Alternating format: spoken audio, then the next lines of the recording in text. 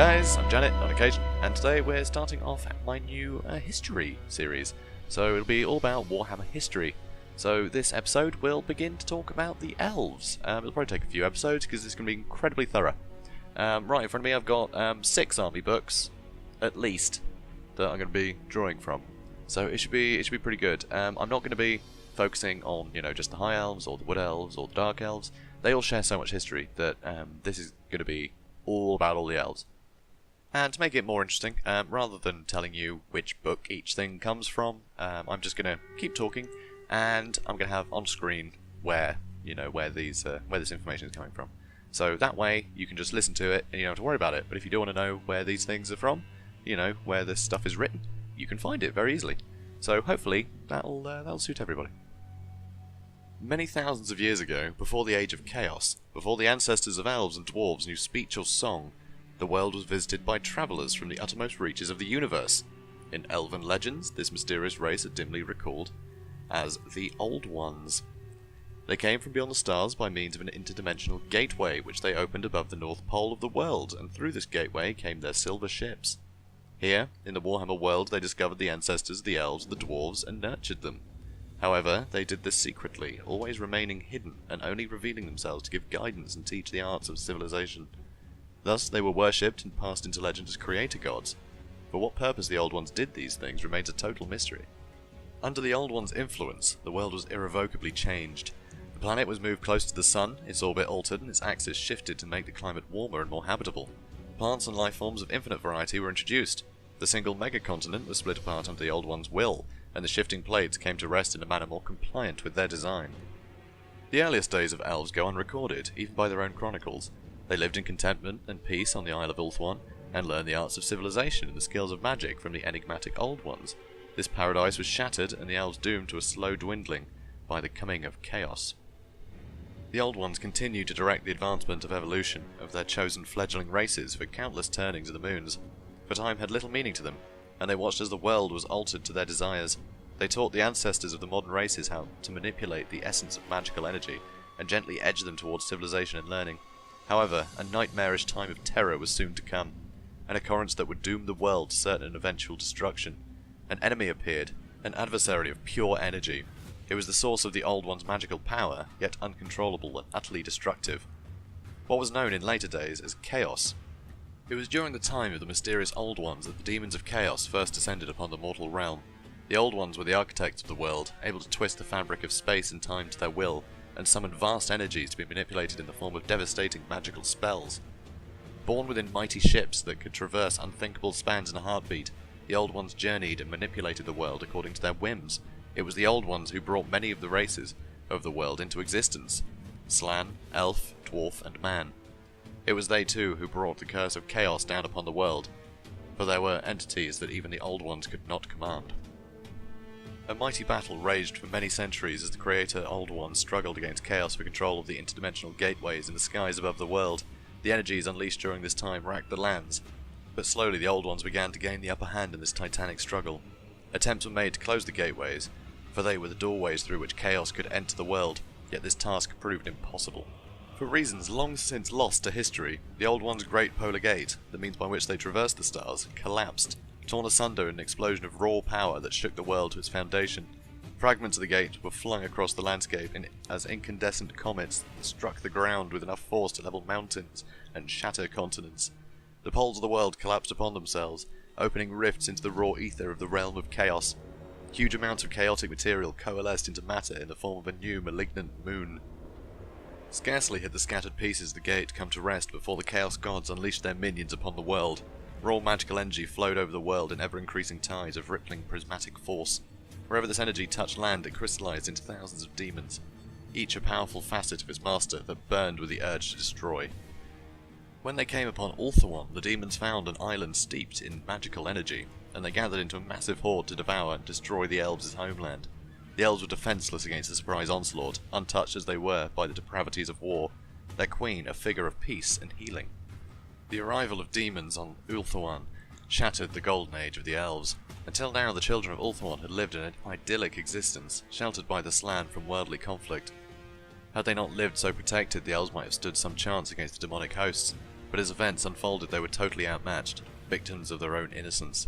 When the rifts began to open along the shores of Ulthuan, the elves swiftly realized the terrible depths of their plight. Those bows and spears the elves had were designed for hunting, not battle. Only a handful of elves possessed any kind of armor, and what little they owned had been crafted for ceremony, not the rigors of war. Conversely, Nakari, the keeper of secrets, who led the assault against the elves, had learned much in the bloody fighting against the Slan. It was 2 days before the elves were able to muster any kind of defense, and by this time the demonic host was deep into the forests of Kothik. 10,000 elves, proud but poorly equipped, met the demon host in battle under the forest canopy. They were slaughtered. From the emergence of shrieking demons, from the forest mists to the death scream of the last elf, all in all it took less than an hour for the demons to tear the makeshift elven army asunder. At the last, the steadfast courage of the elves far outmatched their experience. Though their army was outnumbered many times over, not one elf threw down his weapon, not one elf fled. They fought on, all the while praying to their gods, vainly imploring them for assistance. Nakari, displeased with the lack of sport to be had from the elves, released his followers to rampage across Ulthuan, as they wished. So began the systematic destruction of Ulthuan. Under a sky choked with shrieking furies, ferocious packs of bloodletters and fleshhounds hunted through the ruins of once proud cities. Broken and afraid, the elves hid in caves and sheltered on the mountainside, whilst the demons despoiled the grace of all that they had achieved.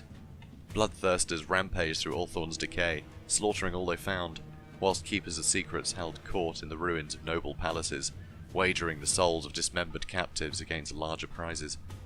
Lords of Change ransacked the alabaster towers of elven mages, greedily consuming every last line of magical lore. Corpulent great unclean ones shambled through the lands of Trace and Avalon. Delighted as pestilence and tree rot raged through the elder forest, the stench of fear and hopelessness was thick upon the land of Ulthuan. As the elves cowered in their sanctuaries, Nakari drank in the heady scent of despair and rejoiced. For several decades, the elves were a hunted people, enduring in places so defensible that the demons could not assail them. Their fortunes only changed when the power of the elven gods passed into Aenarion, first and greatest of the Phoenix Kings. From the blood and slaughter emerged the greatest elf hero to have ever walked the world, Aenarion. In him, the mightiest warrior spirit was kindled, and it was Aenarion who would rally the elves and teach them the ways of war. His heart burned with the dark fires of battle, and his prowess with blade, spear and bow remain unmatched to this day. A beacon of hope, Aenarion fought across Ulthuan, and in his presence the warlike nature of the elves was awoken. Though Aenarion and his growing band of warriors fought long and hard, the demon horde was unending in number. Aenarion called the gods to aid him, offering sacrifices to them for their intervention, yet the gods remained silent. In desperation, Aenarion went to the sacred fire of Azorion, lord of all the elven gods, and offered himself as the ultimate sacrifice. With prayers upon his lips, Aenarion hurled himself into the white-hot flames. Though the mystical fires burnt his body and seared his soul, Aenarion refused to surrender. Through almighty strength of will, he lived through the punishment of the cleansing fires. Purified by his ordeal, a light shone from within Aenarion, a glow of power that filled elves with courage and caused demons to cower in his presence. Invigorated by the purity of Azorion, Aenarion waged his war with ever greater zeal.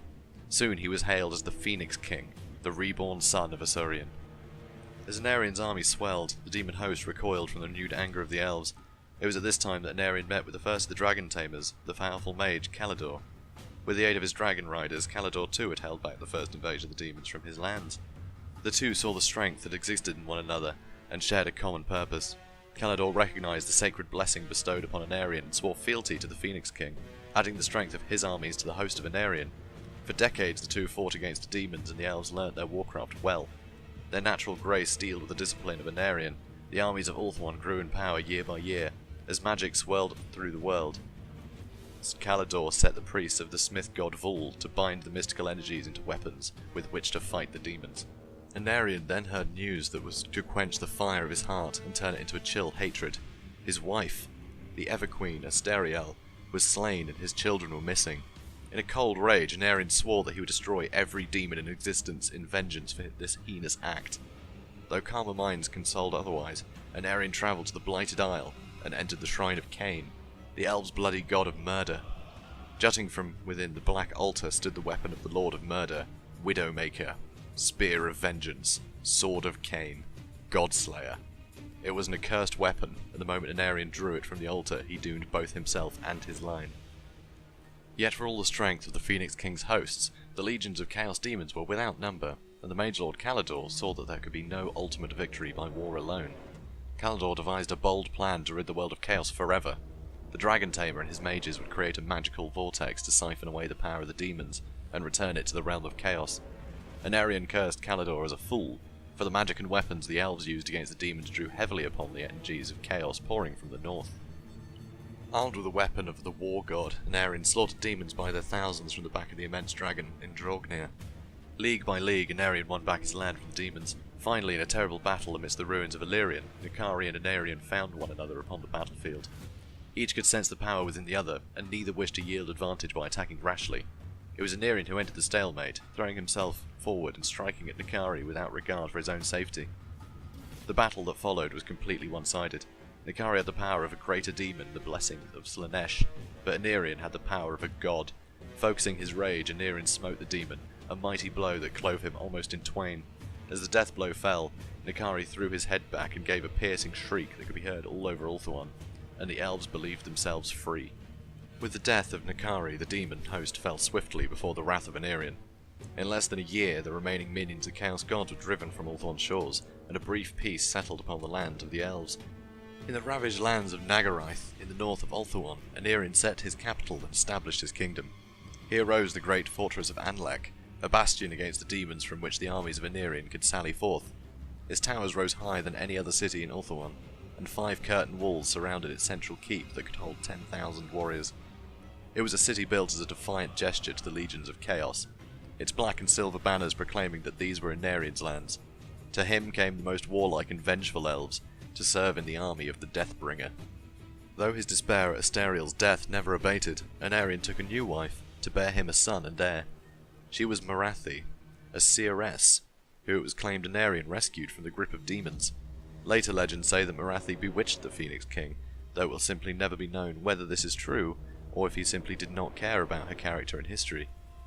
In due course, Morathi gave birth to a fine and strong son, and Aenarion named him Malekith, and took him as his heir. Hunting, dueling, and other blood sports became common in the court of Aenarion, and it was here that the most proficient warriors gathered to hone their skills in daily battles against encroaching demons. Nagaraith became a land obsessed with war and death, and Caledor departed to found his kingdom to the south, much to the anger of Aenarion. Morathi spoke to Malekith and taught him the secrets of rulership and diplomacy, even as Aenarion taught his son his unmatched skill at arms and gift of command. Malekith soon became one of Aenarion's most deadly warriors, and learned spellcraft from his mother, so that he could wield fireballs and prophecy as easily as sword and spear. The demons came again, drawn by the presence of Aenarion, whose godling might was an irresistible law to creatures of magic. War surged across Ulthuan once again, and the slaughter began anew.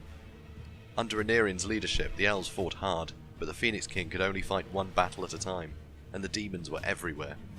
No longer inexperienced at war, for they had been forged in the fires of battle, still the elves could not stand before this fresh invasion. Wave after wave of demons fell upon the elven defences. Outnumbered, outfought, and outmaneuvered, defeat was inevitable for the children of Ulthuan. The final doom of the elves seemed near at hand, yet one last gambit remained. Caledor, wisest of the elven mages, had devised a plan. He would create a magical vortex to reverse the flow of energy from the collapsed polar gates, and so prevent the demons from maintaining their grasp upon the mortal world. As Ulthuan burned, Caledor journeyed to the Isle of the Dead, and began his great conjuration. As Caledor's ritual began, Kairos Fateweaver divined its significance.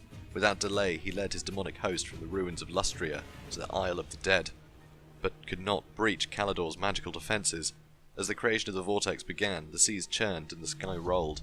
More demons swiftly converged upon the Isle of the Dead, drawn forth by Kairos' summons. Though he had battled as hard as before, this time Aenarion could not break the demonic horde. When Caledor and his mages began their complex ritual to dispense the magic of the demons, Aenarion had no choice but to protect them. He surrounded the chanting mages with his army as demons of all the Chaos Gods assailed them from every side. As the sorcerer's powers combined, Caledor's shield began to buckle, but as defences weakened, the demons were themselves assailed by Aenarion's war host. So began the battle to decide the fate of the world. Bloodthirsters hacked at noble dragons and tore them from the sky. Demons of Tzeentch blasted elves with sorcerer's fire. Nurgle's plagues laid entire cohorts low with sickness as demonettes and fiends of Slaanesh darted through their ranks, slaying with wild abandon. At the time when the Elves fought their great wars against the tides of chaos under the mighty Aenarion, dragons were at their side. These great wyverns were the nemesis of the armies of the Dark Gods, diving from the skies upon the evil warriors, crushing and incinerating them in their thousands. The strength of the dragons could only be matched by the greatest of demons, living incarnations of their god's power. The epic clashes between these mighty creatures were events of such magnitude that the mortal warriors could only witness them in awe, to later turn them into songs and legends that have survived from the distant time. The most renowned of these duels was the one that decided the battle for the Isle of the Dead, where Lord Aenarion and his dragon Indroga fought against 4 greater demons, one sent by each of the Dark Gods. During that same battle, the valiant dragon prince Leofin and his mount Galrauch, the Gold Drake, were leading the left flank of the Elven host against a vast force of demons of Tzeentch. Galrauch's glimmering scales clearly marked him as a sibling of the great Indrognir, the most powerful of the dragons, and indeed Galrauch's strength was second only to Lord Aenarion's legendary mount. Great was the slaughter on both sides that day, and eventually Galrauch and Leofin came upon the Lord of Change that was at the head of the demons.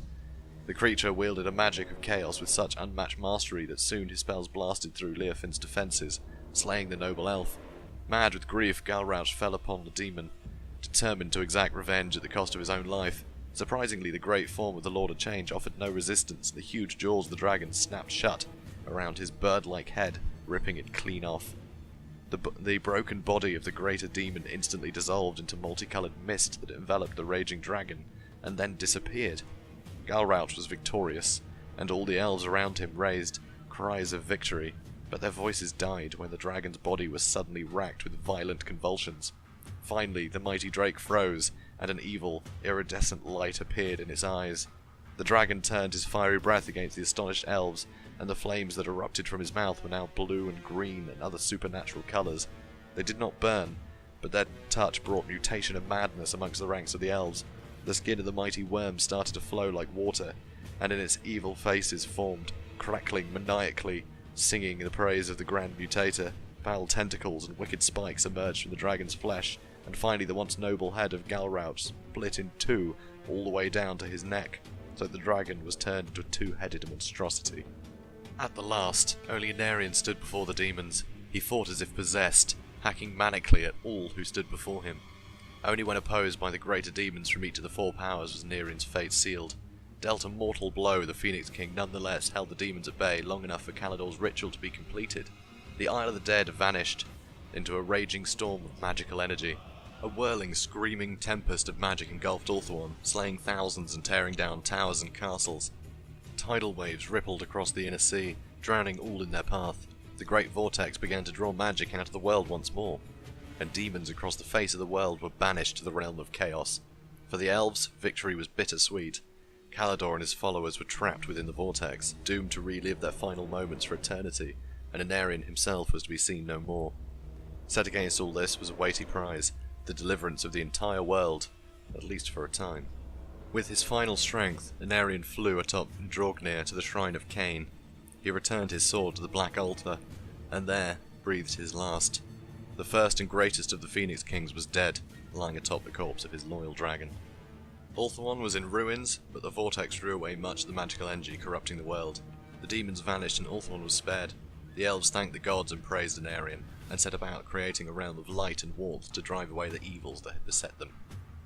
Alright guys, so I think that sort of does it for the, the history section, and now the chat about it section, right? So, yeah, I think Aenarion is a cool guy, cool dude. He's sort of 2 sides of a coin. So you've got the, first he goes into the fires of Asuryan and is sort of possessed by, the god of light, and, well, I don't know if possessed is quite the right word, but, imbued with his power.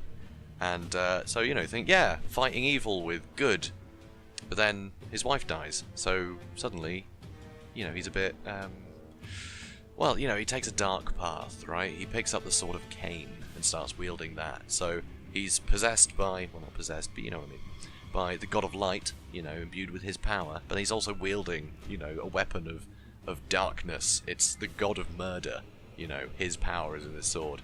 So really well-rounded character in that respect. He's good and evil, or neither, or both, or something. So, you know, I think that's a really cool aspect to him, especially because that's sort of the origin of the elves, you know. He's the one that taught them to fight and, you know, sort of be protectors of the world. And, you know, with the help of Caledor, you know, being the voice of reason, being like, come on, man, we can't just kill things all day. Like, we've got to stop them a bit better than that. So, and you know, and that worked out great. I think that was really cool. I think it's a great story. Obviously, the next chapter, you know, disarray, right? So there's no Phoenix King anymore. I know that's kind of a new concept to them. You know, there's only been one, but still, you know, now they kind of want another one, right? Because yeah, the world has gone wrong. So that seems like something they need. So, and you know, most of their best mages are now trapped, you know, sustaining this vortex. So it's a bit of a tricky position they're in. But then they're kind of thinking, hey, you know, all the demons are gone, so that's kind of cool. Maybe we have some time to party. And you'll see that that does kind of happen. So, yeah, if you guys enjoyed this video, comment, like, and subscribe. And yeah, let me know what you think in the comments. You know, if you've read other editions, I'd love to know what they say. If there's anything, you know, sort of any stark difference. You know, the story doesn't seem to change that much from edition to edition. Just, you know, the odd point is added. And so if you guys know any other little bit that I you know, obviously didn't put in this one, then let me know in the comments. It'd be great to hear. And yeah, let me know what edition it's from, because yeah, I'd love to know. So yeah, I'll see you guys in the next video. All right. Have a good one, guys.